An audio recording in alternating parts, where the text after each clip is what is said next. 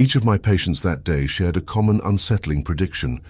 My impending demise was the centerpiece of their premonitions. I couldn't help but cringe at the thought as the first patient left my office. Their words lingered heavily in the air.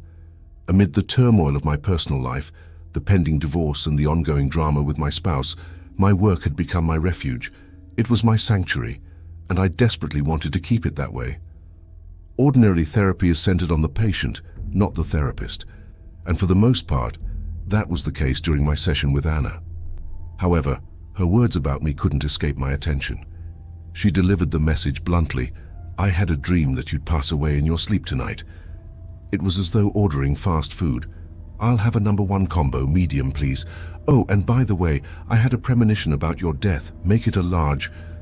I couldn't help but emit a sardonic chuckle as I contemplated her words, and then turned my attention to my next patient.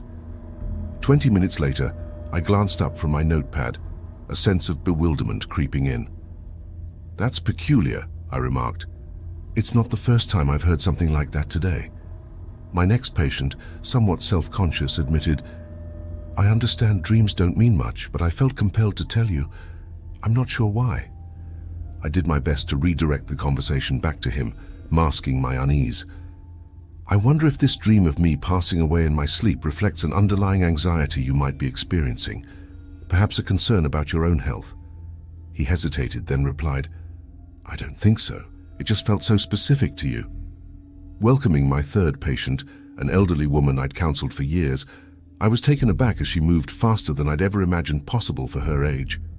"Is everything all right, Martha?" I inquired, concern etching my voice. She placed her hands on my forearms as if seeking comfort. "You're safe," she breathed a sigh of relief. "I had the most dreadful dream about you, and it felt so vivid." I stared at her, silently hoping she wouldn't utter what I dreaded hearing. "It's morbid, but I saw you meet your end in your sleep." Late that night I returned home, bracing for another intense argument with my wife, yet her mood was inexplicably cheery.